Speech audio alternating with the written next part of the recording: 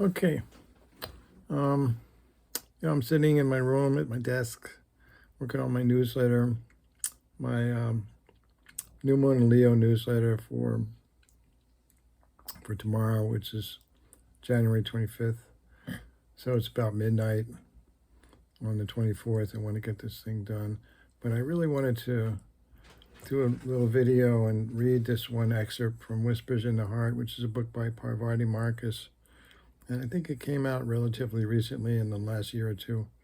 But it's a collection of stories from a whole bunch of different devotees that either had darshan with him when he was still alive, or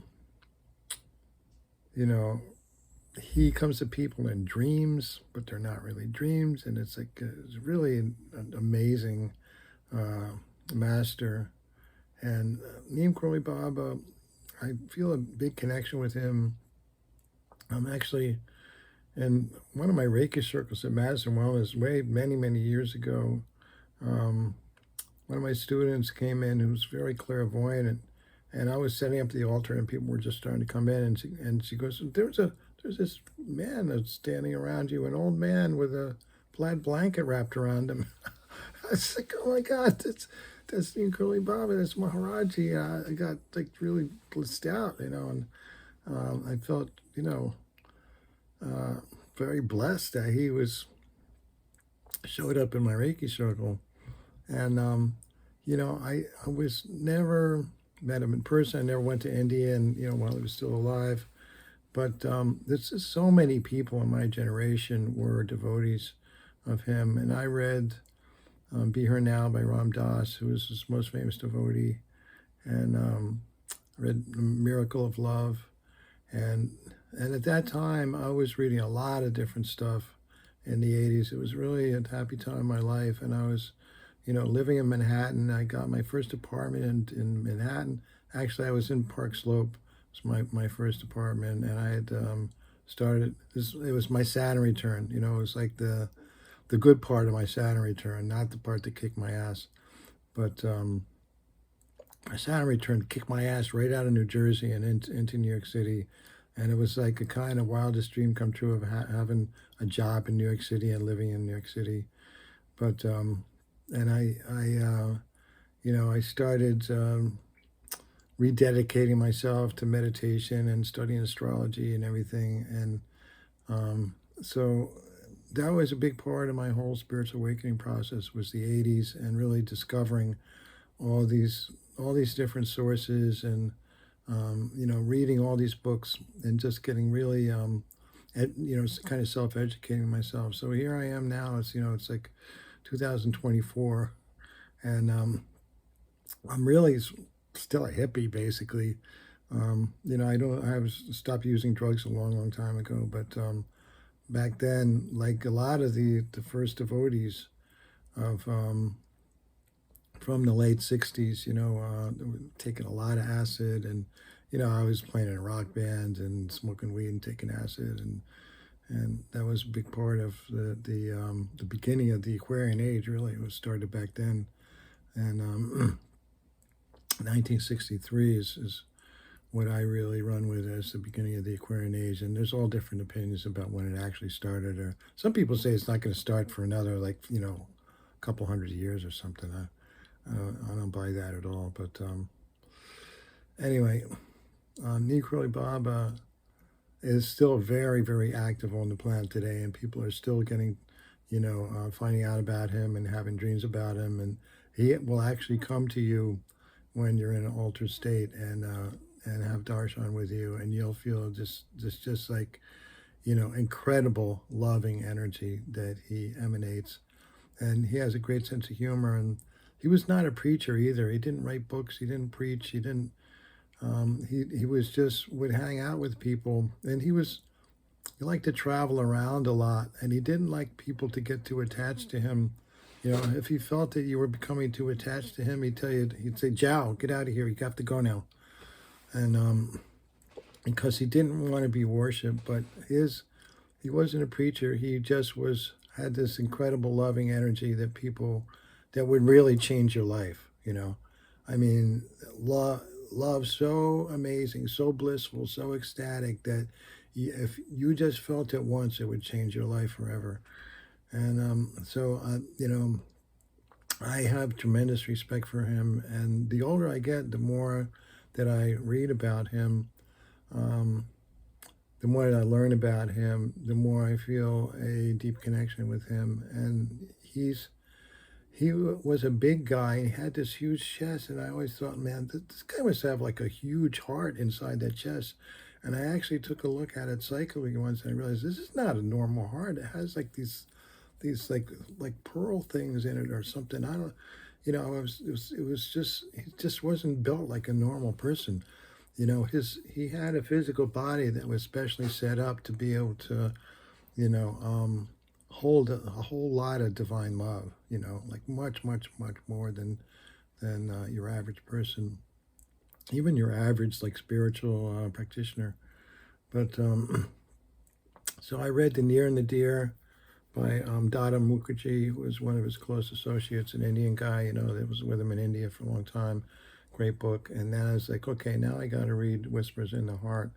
So I'm reading it. I'm actually getting like darshan downloads as I'm reading it and feeling this kind of greatest love of all that he just was always radiating like the sun. And but there's one little account by one of his devotees that as soon as I read it, I was like, I have to share this. So I'm going to read it now.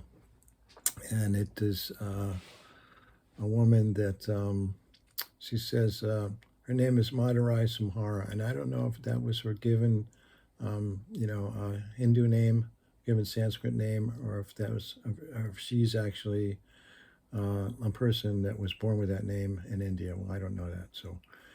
So here's how it goes. I had been in Kerala in India for a yoga teacher training. When I came back, I was planning to move out west, but I came down with a mysterious illness.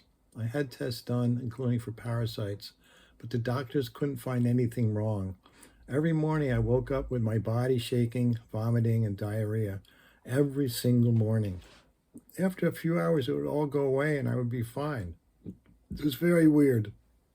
It became clear to me that it was something spiritual, and the answer was to throw myself more fully into my practices.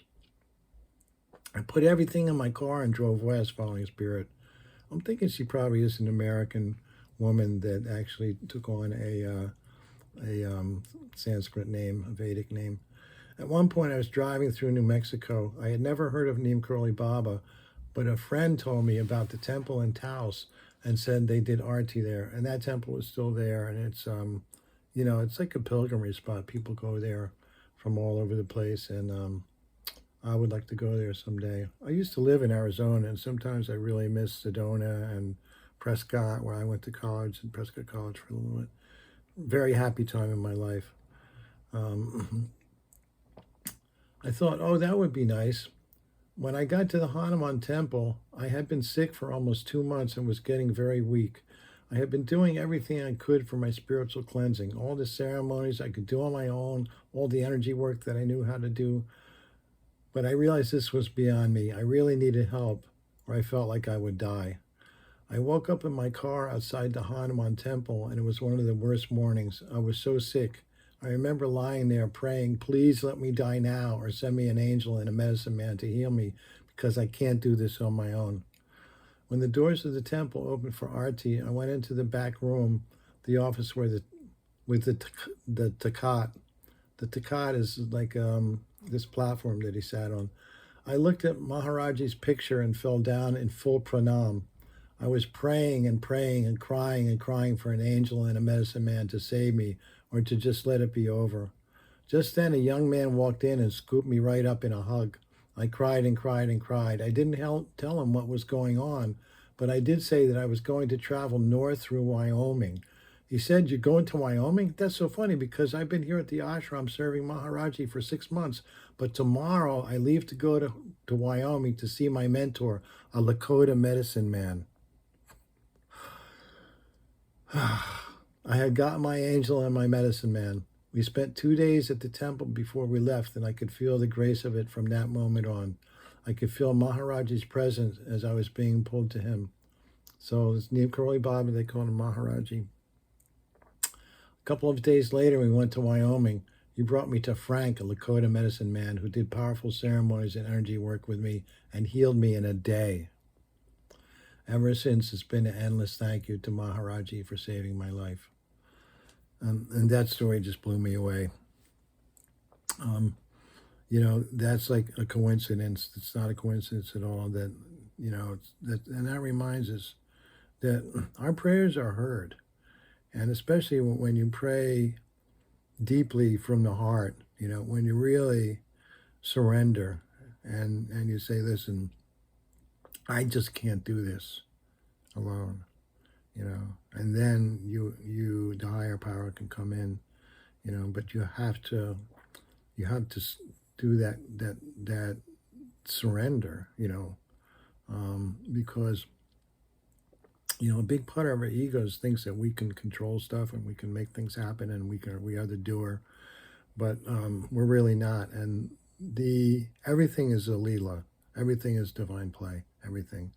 So when you're really in really bad shape and you really need help, it's best to ask for it and just to the heavens say, listen, who's that? I need help. I have a friend named Melissa Love that she turned me on to Shirdi Sai Baba, and this was years and years and years ago. She came to my Reiki circle. I had kind of a crush on her for a while, but I went over to her house and she had a picture of Shirdi Sai Baba, and she told me this story about how she and her husband and her kids went to Brazil and they all got sick. And, you travel, you go to a foreign country, you pick up this or that. And they all got sick. There was the local flu, whatever. And they all got better except Melissa, who kept getting worse. So it got to the point where she was at that point in desperation and she was praying. She said, please, God, please help me. Please, please, please help me. And spirit came to her and then she got better. And then she didn't realize till she got home and saw a picture of Shirdi Sai Baba. And she was like, that's the guy that came and healed me. Oh my God, Shirdi Sai Baba. So, and she became a devotee, and she told me about her teacher Mohini, Mohini's guru was Swami Kaleshwar. And Kaleshwar passed away many years ago, but I studied with Mohini because she was one of Kaleshwar's most advanced students. And Swami Kaleshwar was another miracle healer who had actually had Shirdi Sai Baba come to him when he was, I think, 14 years old. And he was sitting in one of these little abandoned, broken down little temples in India, which they're I've been to India and traveled around. You see them all over the place. You're just sitting there hanging out, and this old man comes up to him and begging and asks him for some rupees. And it turns out it's Shirdi Sai Baba, and Kaleshwar gave him some coins. Shirdi Sai Baba said, I've been waiting for you. And Shirdi Sai Baba had been dead for 100 years or something. But when you're a master on that level, you can appear physically in any kind of form you want. You can appear as a woman, a man, a monkey, but that's, Kaleshwar was one of these guys that could open his hand up and suddenly a Shivaling would appear in his hand. He could just manifest stuff out of thin air. So, you have an ability like that when you have your Mahasamadhi, when you actually leave your physical body. Some of these guys can actually create a body out of thin air and just show up, and it's like you can shake their hand and they'll pat you on the back and everything, and then they're gone. But Neem Karoli Baba was on that level where he could there was constant miraculous things happening around him. And he's still around. And Jesus, my teachers told me that Jesus appears every day to at least one person every day. And Mohini actually had darshan with Jesus in the Jesus temple in Kaleshwar's ashram, in the Jesus chapel in Kaleshwar's ashram in Panakonda. and she would bring a Shiva lingam that Jesus gave her. And many of the most advanced students that night were allowed to go in and have a personal darshan with Jesus. Yeah, he's, Jesus never left. So this whole second coming of, when is he coming back? He never left. And these guys, they never leave. Shri Baba is healing people every day. People are praying to him.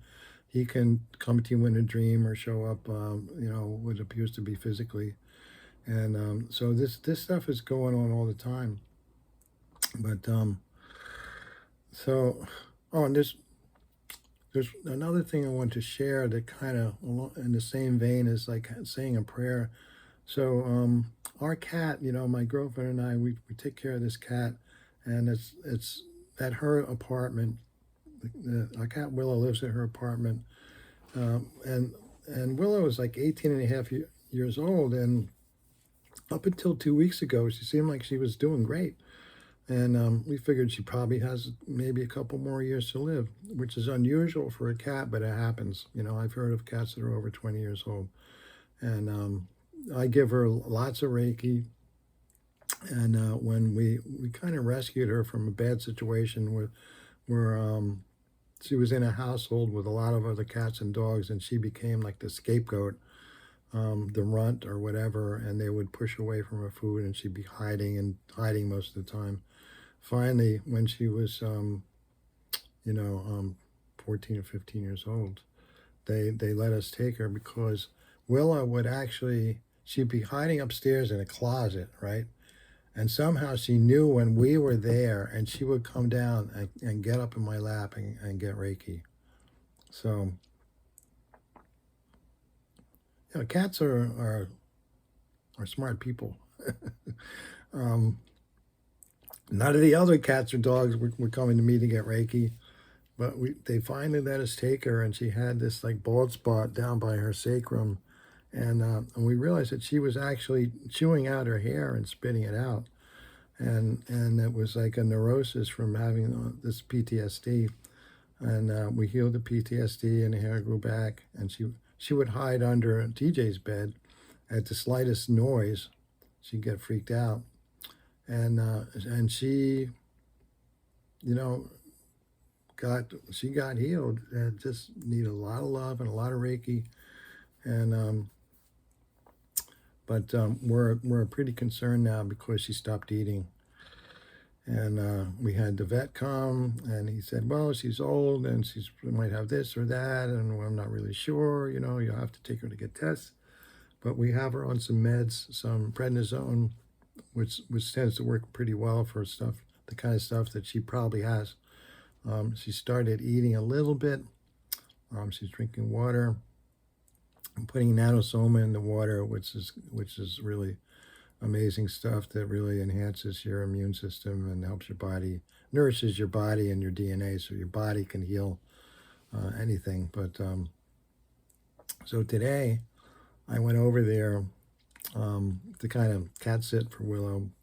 TJ has hybrid work, and she had to go out to work, and I'm treating her. And I started praying, and I said, listen, Spirit, God, higher power, I want to be given a sign if Willa's getting ready to die, and that's just her fate, and we'll accept that if it's her time to die. But if it's not, we would like to know, if she can be healed. And literally about a minute later, my phone lights up.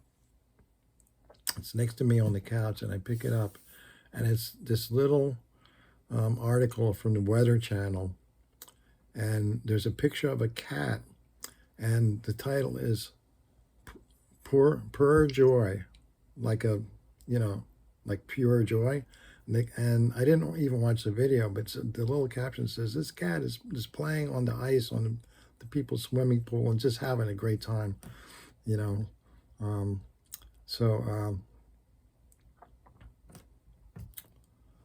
I prayed and I got my answer, and that was a good sign.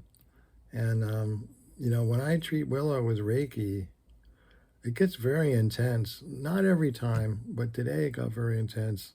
And at one point, I just felt this flush of incredible loving energy come through me.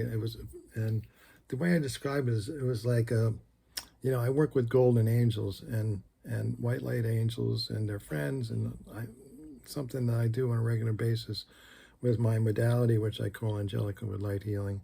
But it felt like some big angel just came in and merged with me, and I just felt this incredible whoosh of energy come through me into Willow. And then I got the sign. I asked for the sign, and within like a minute, I got that sign, and it was really obviously a divine sign. So that was encouraging, and I think that she's not ready to go quite yet. And it's like animals respond really well to Reiki. They're not as complicated.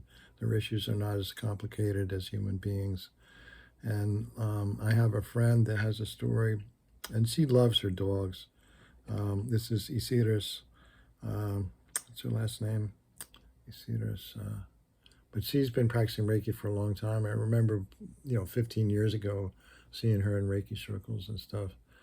But now she loves her dogs, and one of her dogs she brought to the vet, and the vet said, I think it was a tumor in the bladder, I'm pretty sure.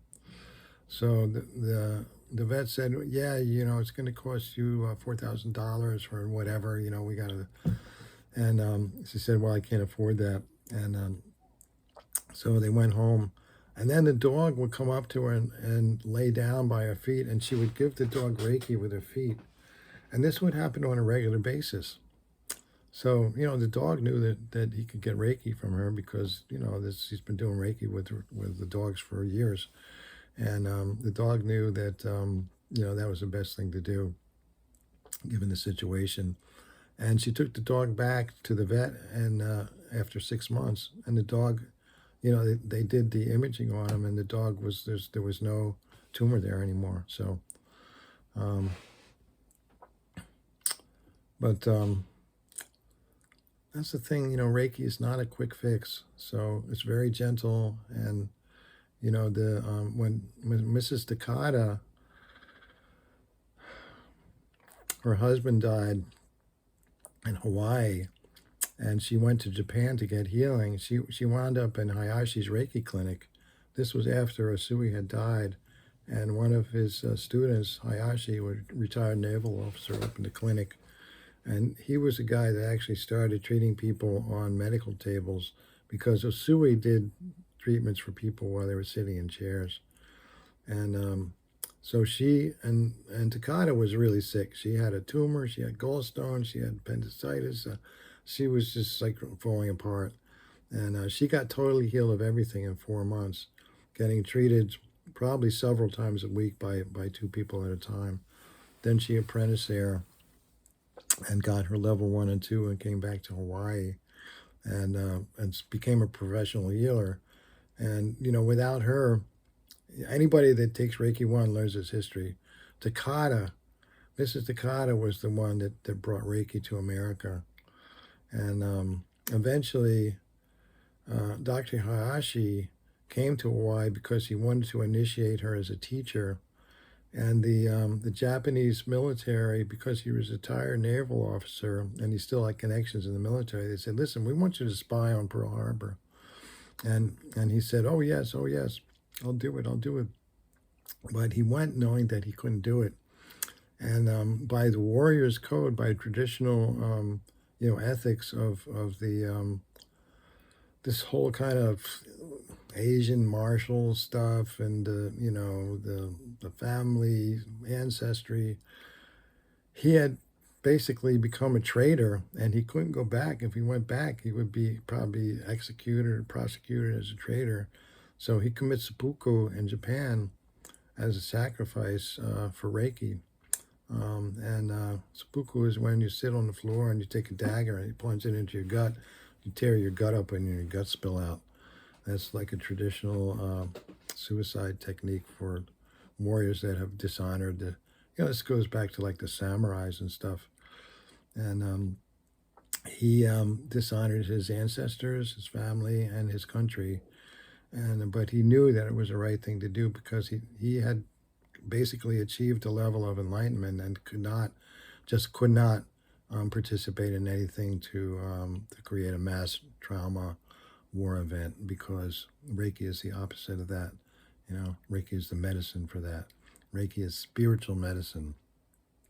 And Reiki, the practice of Reiki is a path to awakening. It's a path to enlightenment that also happens to be able to be used as a healing touch technique.